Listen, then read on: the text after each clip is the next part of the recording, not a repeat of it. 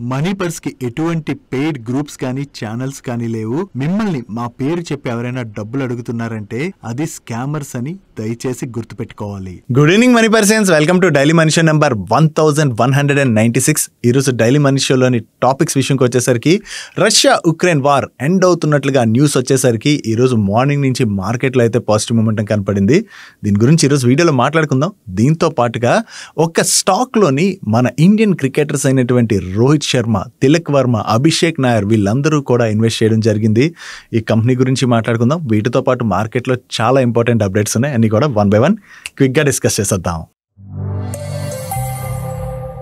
ముందుగా market update చూసినట్లయితే ఈ రోజు సెషన్ లో సెన్సెక్స్ 1022 పాయింట్స్ పెరిగి 85,609 పాయింట్స్ కి క్లోజ్ అయినట్లయితే నిఫ్టీ 320 పాయింట్స్ పెరిగి 26,205 పాయింట్స్ కి క్లోజ్ అయింది. అండ్ ఈ రోజు సెషన్ లో మిడ్ క్యాప్ ఇండెక్స్ 1.21% పెరిగినట్లయితే స్మాల్ క్యాప్ ఇండెక్స్ 1.15% పెరిగింది. అండ్ బ్యాంక్ నిఫ్టీ 1.2% పెరిగింది. చాలా రోజుల తర్వాత ఈ రోజు మార్నింగ్ నుంచి కూడా మన మార్కెట్ లోని చాలా పాజిటివ్ మూమెంటం కనపడింది. ఈ రోజు సెషన్ లోని నిఫ్టీ పెరిగినటువంటి 320 పాయింట్స్ లోని హెచ్డిఎఫ్సి బ్యాంక్ 50 పాయింట్స్ పైన కంట్రిబ్యూట్ చేసినట్లయితే రిలయన్స్ ఇండస్ట్రీస్ 44 పాయింట్స్ కంట్రిబ్యూట్ చేయడం జరిగింది. Even Reliance industries, HDFC bank అనే కాదు, ఈ రోజు సెషన్ లో మీరు అబ్జర్వ్ చేసినట్లయితే మోస్ట్ ఆఫ్ ది సెక్టర్స్ అయితే పాజిటివ్ లోనే ట్రేడ్ అయ్యాయి. అండ్ చాలా రోజుల తర్వాత ఈ రోజు mid and small cap space లో కూడా మనకి పాజిటివ్ మూమెంటం అన్నది కనపడింది. యాక్చువల్లీ నిన్న ఈవినింగ్ వచ్చినటువంటి అప్డేట్ తోని మార్కెట్ లోని ఈ పాజిటివ్ ర్యాలీ అయితే స్టార్ట్ అయింది. రష్యా ఉక్రెయిన్ వార్ ఎన్నాళ్ళ నుంచో కంటిన్యూ అవుతానే ఉన్నది కదా, మధ్యలోని మార్కెట్ అయితే ఈ వార్ ని ఇగ్నోర్ చేసేసింది కూడా. కానీ డొనాల్డ్ ట్రంప్ మళ్ళీ తిరిగి యుఎస్ ప్రెసిడెంట్ గా సెలెక్ట్ అయిన దగ్గర నుంచి కూడా రష్యా ఉక్రెయిన్ వార్ ని ఆపాలని చెప్పి అతను శతవిధాలా ప్రయత్నిస్తున్నారు. కాకపోతే వార్ అయితే ఎండ్ అవ్వట్లేదు. సో దీనికోసం అని చెప్పి రష్యా పైన శాంక్షన్స్ విధించడం అండ్ రష్యాతో ఏవైతే కంట్రీస్ ట్రేడ్ చేస్తున్నాయో లైక్ ఇండియా కావచ్చు, చైనా కావచ్చు, ఇటువంటి కంట్రీస్ పైన టారిఫ్స్ వేయడం, ఇటువంటివన్నీ డొనాల్డ్ ట్రంప్ చేసుకుంటూ వస్తున్నారు కదా. సో దీంతో గ్లోబల్ అన్సర్టనిటీ అయితే నెలకొన్నది. కానీ ఇప్పుడు finally Russia Ukraine peace stocks ఏవైతే ఉన్నాయో అవి కొలిక్కి వచ్చేటువంటి అవకాశం ఉన్నదని చెప్పి డొనాల్డ్ ట్రంప్ పై కామెంట్ చేయడం జరిగింది.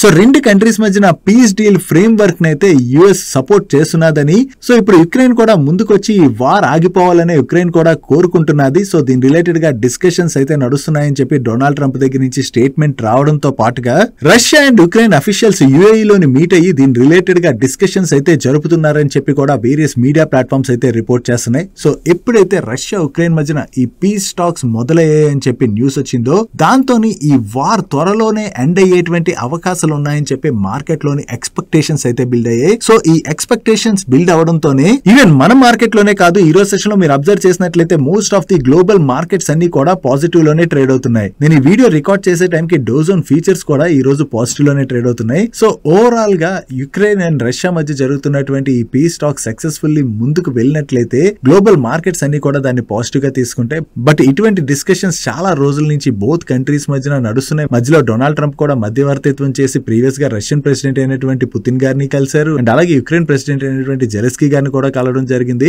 బట్ స్టిల్ ఇదైతే అలా కంటిన్యూ అవుతానే ఉన్నది కదా. సో ఎప్పటికీ ఫుల్ ఫ్లెజ్డ్ గా రష్యా ఉక్రెయిన్ మధ్యన ఈ వార్ నిలిచిపోతుంది అన్నది మనం చూడవలసి ఉన్నది. దీంతో పాటు నిన్న వీడియోలోనే మనం మాట్లాడుకున్నాం కదా, ఈ ఫ్రైడే రోజున ఇండియా Q2 జీడీపీ డేటా అయితే రానుంది. దీంతో పాటుగా డిసెంబర్ మంత్ లోని మన ఆర్బీఐ మీటింగ్ ఉన్నది అండ్ అలాగే ఫెడ్ మీటింగ్ కూడా ఉన్నది. సో ఈసారి ఆర్బీఐ దగ్గర నుంచి రేట్ కట్ రిలేటెడ్ అనౌన్స్మెంట్ రావచ్చు అని చెప్పి మార్కెట్ లో ఎక్స్పెక్టేషన్స్ బిల్డ్ అవుతున్నాయి. దీంతో పాటుగా యుఎస్ ఫెడ్ కూడా రేట్ కట్ చేయొచ్చు అని చెప్పి మార్కెట్ లోని ఎక్స్పెక్టేషన్స్ అయితే చాలా స్ట్రాంగ్ గా బిల్డ్ అవుతున్నాయి. దీని వల్ల కూడా మార్కెట్స్ లోని పాజిటివ్ మూమెంటం అన్నది కనపడి ఉండొచ్చు. ఓవరాల్ గా నెక్స్ట్ జరగబోయేటువంటి ఆర్బీఐ అండ్ అలాగే ఫెడ్ మీటింగ్స్ లోని బోత్ సెంట్రల్ బ్యాంక్స్ ఎటువంటి డిసిషన్స్ తీసుకుంటాయి రేట్ కట్ రిలేటెడ్ గా అన్నది చూడాలి. దీంతో పాటు ఎకానమీ రిలేటెడ్ గా అది కూడా సెంట్రల్ బ్యాంక్స్ నుంచి వచ్చేటువంటి స్టేట్మెంట్స్ ఏవైతే ఉంటాయో వాటిని కూడా ఇన్వెస్టర్స్ ట్రాక్ చేయడం చాలా ఇంపార్టెంట్. అండ్ వీటితో పాటుగా రీసెంట్ గా ఆర్బీఎల్ బ్యాంక్ లోని ఎమిరేట్స్ ఎన్డీబీ వాళ్ళైతే మెజారిటీ స్టేక్ ఎక్వైర్ చేయబోతున్నట్టుగా అనౌన్స్ చేశారు కదా. ఈ ఎమిరేట్స్ ఎన్డీబీ యొక్క సీఈఓ అయినటువంటి షేన్ నెల్సన్ గారు కూడా మాట్లాడుతూ ఇండియాలోకి ఎంటర్ అవడానికి ఇదే రైట్ టైం అని చెప్పి వీళ్ళు భావిస్తున్నట్టుగా ఆయన స్టేట్మెంట్ ఇవ్వడం జరిగింది. ప్రెసెంట్ చూసినట్లయితే మన బ్యాంకింగ్ స్పేస్ లోని most of the private banks అయితే చాలా అట్రాక్టివ్ వాల్యుయేషన్స్ లో ట్రేడ్ అవుతున్నాయి కదా.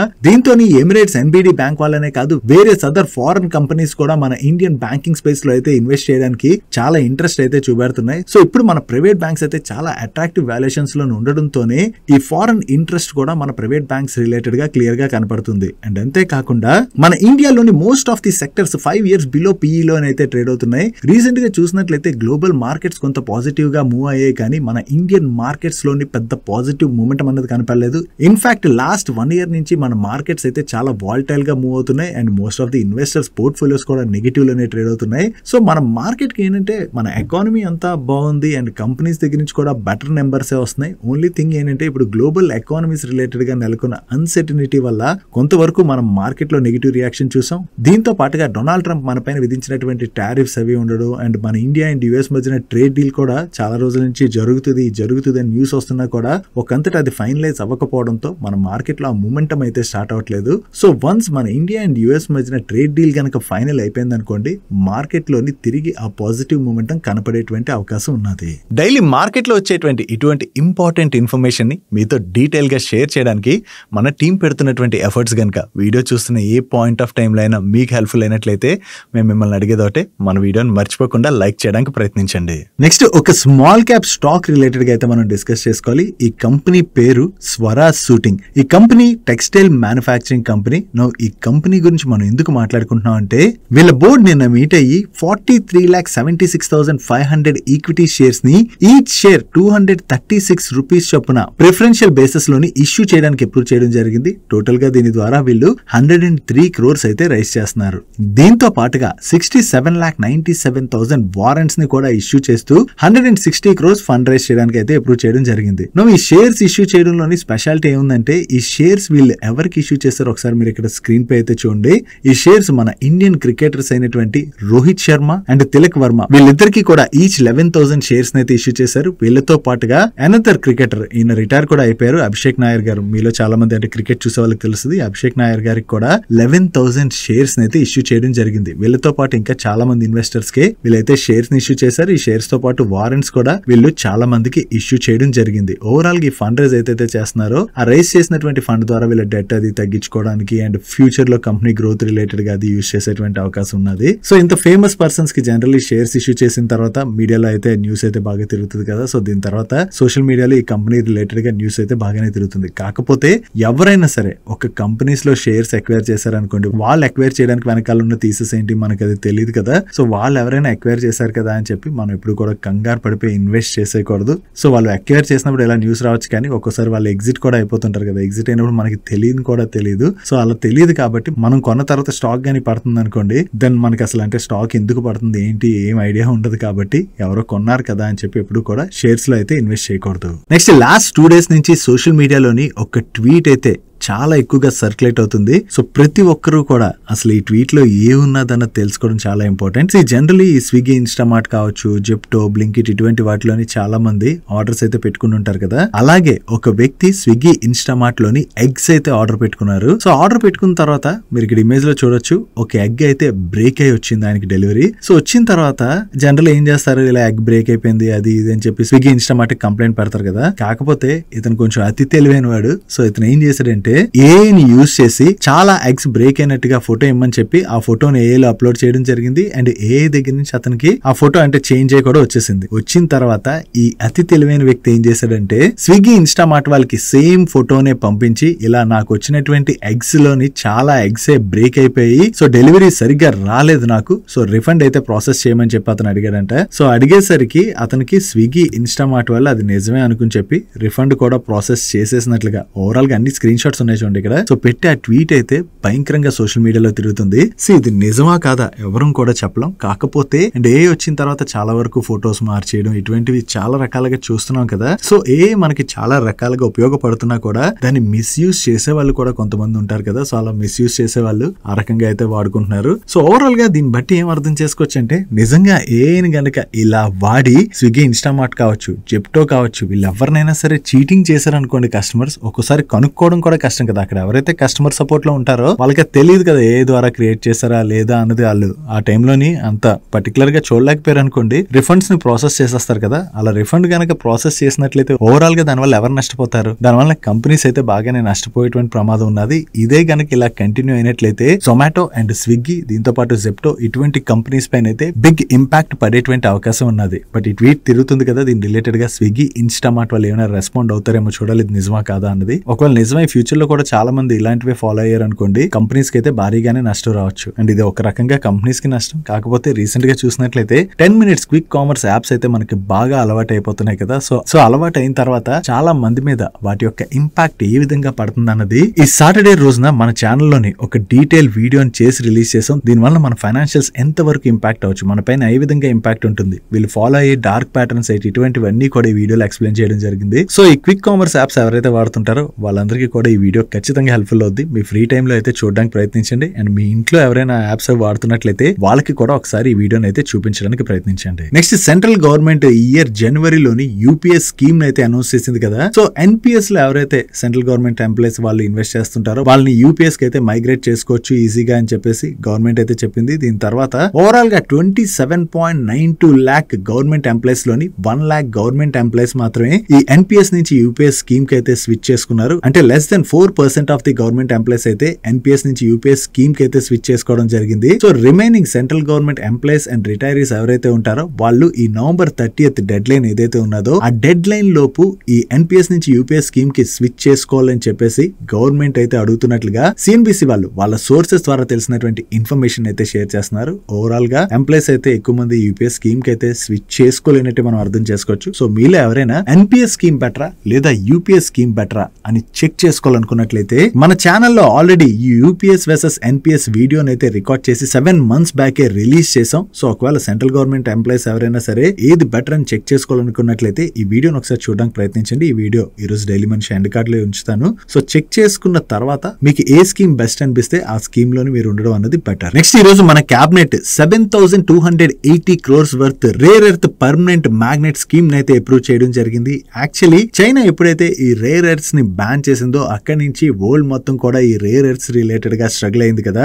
అక్కడి నుంచి కూడా మన ఇండియా మన కంట్రీలోనే రేర్ ఎర్త్స్ ప్రొడక్షన్ రిలేటెడ్ గా అయితే వర్క్ చేయడానికి ప్రయత్నిస్తుంది. దీనిలో భాగంగానే క్యాబినెట్ అయితే ఈ స్కీమ్ ని ఇప్పుడు అప్రూవ్ చేయడం జరిగింది. ఈ 7,280 crores లోని 6,450 crores సేల్స్ లింక్డ్ ఇన్సెంటివ్స్ అయితే మరొక 750 crores క్యాపిటల్ సబ్సిడీగా అయితే గవర్నమెంట్ ఇవ్వబోతుంది. ఓవరాల్ గా మన కంట్రీలోనే ఈ రేర్ ఎర్త్స్ ప్రొడక్షన్ కనుక జరిగినట్లయితే ఎవరి మీద వీటి కోసం మనం డిపెండ్ అవ్వవసరం లేదు కాబట్టి అది మన ఇండియా రిలేటెడ్ గా పాజిటివ్ గా చూడొచ్చు. అండ్ ఈ రేర్ ఎర్త్ మ్యాగ్నెట్ స్కీమ్ లోని భారత్ ఫోర్జ్, సోనా కామ్స్టర్, జేఎస్డబ్ల్యూ లాంటి కంపెనీస్ అయితే పార్టిసిపేట్ చేయడానికి ఇంట్రెస్టెడ్ గా ఉన్నట్లుగా వేరియస్ మీడియా ప్లాట్ఫామ్స్ కూడా రిపోర్ట్ చేస్తున్నాయి. చూడాలి ఇంకా ఏ కంపెనీస్ ఈ స్కీమ్ కోసం అప్లై చేసుకుంటాయన్నది. నెక్స్ట్, బజాజ్ ఆటో వాళ్ళు ఈ రోజు బజాజ్ రిక్కీని లాంచ్ చేయడం ద్వారా వీళ్ళు ఈ రిక్షా కేటగిరీలోకి కూడా ఎంటర్ అవడం జరిగింది. సో దీని యొక్క రేంజ్ మనం చూసినట్లయితే 149 kilometers రేంజ్ ఉన్నది. అండ్ దీని యొక్క ex showroom price approximately 1,90,890 rupees. No ఇప్పుడు మన కంట్రీలో పోస్ట్ కోవిడ్ ఈ రిక్షాస్ రిలేటెడ్ గా డిమాండ్ అయితే బాగా పెరిగిందని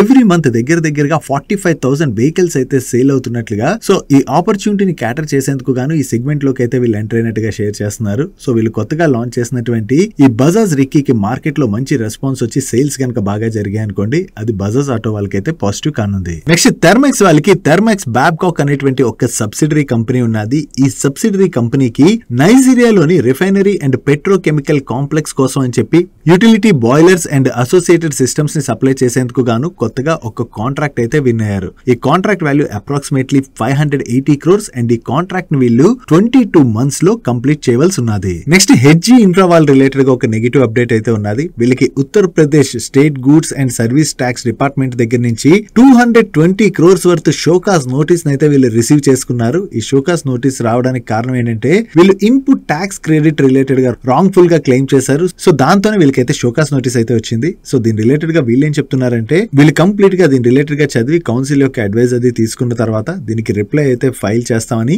యాజ్ ఆఫ్ నో దీని వల్ల వీళ్ళపైన ఎటువంటి ఫైనాన్షియల్ ఇంపాక్ట్ కూడా లేదని వీళ్ళు షేర్ చేస్తున్నారు. సో వీళ్ళు రిప్లై ఫైల్ చేసిన తర్వాత జిఎస్టీ డిపార్ట్మెంట్ దగ్గర నుంచి ఎటువంటి రెస్పాన్స్ వస్తుందో చూడాలి. ఫైనల్ గా వీళ్ళు అమౌంట్ పే చేయాలని కనుక వచ్చింది అనుకోండి, అది హెచ్జీ ఇన్ఫ్రాకి అయితే నెగిటివ్ కావచ్చు. అలా కాకుండా వచ్చినటువంటి నోటీస్ తప్పని తేలింది అనుకోండి, అది హెచ్జీ ఇన్ఫ్రా రిలేటెడ్ గా బిగ్ రిలీఫ్ అయితే కానుంది. నెక్స్ట్, పారస్ డిఫెన్స్ వాళ్ళ రిలేటెడ్ గా ఒక పాజిటివ్ అప్డేట్ ఉన్నది. ఈ పారస్ డిఫెన్స్ వాళ్ళు T-90 tank driver night site technology transfer related గా DRDO తోని లైసెన్సింగ్ అగ్రిమెంట్ లోకి అయితే ఎంటర్ అవడం జరిగింది. సో అగ్రిమెంట్ లోకి ఎంటర్ అయ్యారు కాబట్టి దీని రిలేటెడ్ ఉన్నటువంటి టెక్నాలజీ పారస్ డిఫెన్స్ వాళ్ళకి అయితే ట్రాన్స్ఫర్ కానుంది.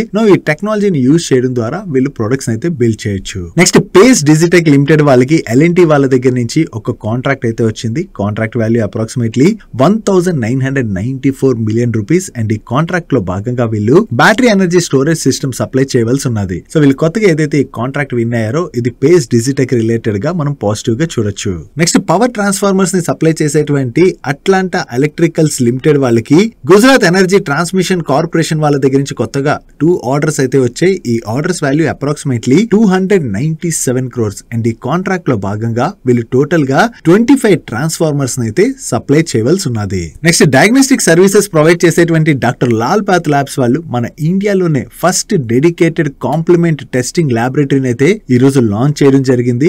ఈ ల్యాబొరేటరీని యూజ్ చేయడం ద్వారా డాక్టర్స్ అయితే auto immune, kidney and recurrent infections ఏవైతే ఉంటాయో వాటిని చాలా ఫాస్ట్ గానే డయాగ్నోసిస్ అయితే చేయొచ్చు అని చెప్పి వీళ్ళు షేర్ చేస్తున్నారు. అండ్ వీళ్ళు లాంచ్ చేసినటువంటి ఈ laboratory globally benchmarked complement assays అయితే ఇండియన్ పేషెంట్స్ కి అయితే అందించబోతున్నట్లుగా కూడా వీళ్ళ మేనేజ్మెంట్ షేర్ చేయడం జరిగింది. సో ఓవరాల్ గా ఈ న్యూ టెస్టింగ్ ల్యాబొరేటరీని ఓపెన్ చేయడం ద్వారా ఈ డయాగ్నోస్టిక్ స్పేస్ లోని వీళ్ళ పొజిషన్ ని ఫర్దర్ గా కూడా స్ట్రెంథెన్ చేసుకుంటున్నారు. కాబట్టి ఇది డాక్టర్ లాల్ పాత్ ల్యాబ్స్ వాళ్ళ రిలేటెడ్ గా మనం పాజిటివ్ గా చూడొచ్చు. డైలీ మార్కెట్ లో వచ్చేటువంటి ఇటువంటి ఇంపార్టెంట్ అప్డేట్స్ ని మీతో డీటెయిల్ గా షేర్ చేయడానికి మన మనీ పర్స్ టీమ్ ఏవైతే ఎఫర్ట్స్ పెడుతుందో ఆ ఎఫర్ట్స్ కనుక మీకు హెల్ప్ఫుల్ అవుతున్నట్లయితే మన వీడియోని మర్చిపోకుండా లైక్ చేయడానికి ప్రయత్నించండి. నెక్స్ట్ ఈపీసీ కాంట్రాక్ట్స్ ఎగ్జిక్యూట్ చేసేటువంటి ఎన్సీసీ లిమిటెడ్ వాళ్ళ రిలేటెడ్ గా ఒక పాజిటివ్ అప్డేట్ ఉన్నది. వీళ్ళకి అస్సాం పబ్లిక్ వర్క్స్ డిపార్ట్మెంట్ దగ్గర నుంచి ఒక LOA అయితే రిసీవ్ చేసుకున్నారు. కాంట్రాక్ట్ వాల్యూ అప్రాక్సిమేట్లీ 2000 crores పైనే. అస్సాం గౌహతిలోని medical college and hospital expansion and అలాగే మోడర్నైజేషన్ వర్క్స్ అయితే వీళ్ళు చేయవలసి ఉన్నది. సో వీళ్ళు కొత్తగా ఏదైతే ఈ కాంట్రాక్ట్ విన్నారో ఇది ఎన్సీసీ రిలేటెడ్ గా మనం పాజిటివ్ గా చూడొచ్చు. Next digital mapping solutions provide చేసేటువంటి సి ఇన్ఫో సిస్టమ్స్, అదే మ్యాప్ మై ఇండియా వాళ్ళు ఉన్నారు కదా, ఈ మ్యాప్ మై ఇండియా వాళ్ళు జోహో వాళ్ళతోని కొలాబరేట్ అయ్యారు. ఈ కొలాబరేషన్ లో భాగంగా జోహో వాళ్ళ CRM ప్లాట్ఫామ్ లోని మ్యాప్ మై ఇండియా వాళ్ళ address capture and near by lead finder features ఏవైతే ఉన్నాయో వాటిని అయితే ఇంటిగ్రేట్ చేయబోతున్నారు. సో జోహోతో ఏదైతే కొత్త కొలాబరేషన్ అనౌన్స్ చేశారో ఇది మ్యాప్ మై ఇండియా రిలేటెడ్ గా మనం పాజిటివ్ గా చూడొచ్చు. నెక్స్ట్ లిక్కర్ కంపెనీ అయినటువంటి యునైటెడ్ బ్రివరీస్ వాళ్ళు న్యూ ప్రొడక్ట్ లాంచ్ రిలేటెడ్ గా అనౌన్స్ చేశారు. వీళ్ళు hike and silver premium lager beer అయితే లాంచ్ చేయడం జరిగింది. ఈ కొత్త బియర్ ఏదైతే లాంచ్ చేశారో ఇది ప్రీమియం లాగర్ బియర్స్ ఇష్టపడే వాళ్ళకైతే చాలా నచ్చుతుందని చెప్పేసి సో ఆ ఆపర్చునిటీని క్యాటర్ చేసేందుకు గాను వీళ్ళు లాంచ్ చేసినట్టుగా మేనేజ్మెంట్ అయితే షేర్ చేస్తుంది. సో వీళ్ళు కొత్తగా లాంచ్ చేసినటువంటి ఈ బియర్ సేల్స్ కనుక బాగా జరిగాయి అనుకోండి అది యునైటెడ్ బ్రివరీస్ వాళ్ళకి పాజిటివ్ కానుంది. నెక్స్ట్ ఈ రోజు ఎయిర్టెల్ లోని ఒక బ్లాక్ డీల్ అయితే జరిగింది. ఈ బ్లాక్ డీల్ రిలేటెడ్ అప్డేట్ నిన్న నైటే వచ్చేసింది ఆల్రెడీ. సో ఈ బ్లాక్ డీల్ లో వీళ్ళ ప్రమోటర్ గ్రూపే 0.6% ఈక్విటీని ఈచ్ షేర్ 2108 రూపీస్ చొప్పున సెల్ చేసినట్టుగా అప్డేట్స్ అయితే వస్తున్నాయి. సో వీళ్ళ ప్రమోటర్స్ ఈ స్టేక్ సెల్ చేసినట్లయితే వీళ్ళ దగ్గర నుంచి ఎవరు బై చేశారన్నది మనం చూడాలి. Overall black deal related details అయితే మనకి ఈ రోజు నైట్ కి అప్డేట్ అవుతాయి. సో ఈ రోజు సెషన్ ఎయిర్టెల్ ఈ బ్లాక్ డీల్ జరగడంతోనే మనకి స్టాక్ లో కొంత ప్రెషర్ కనపడింది.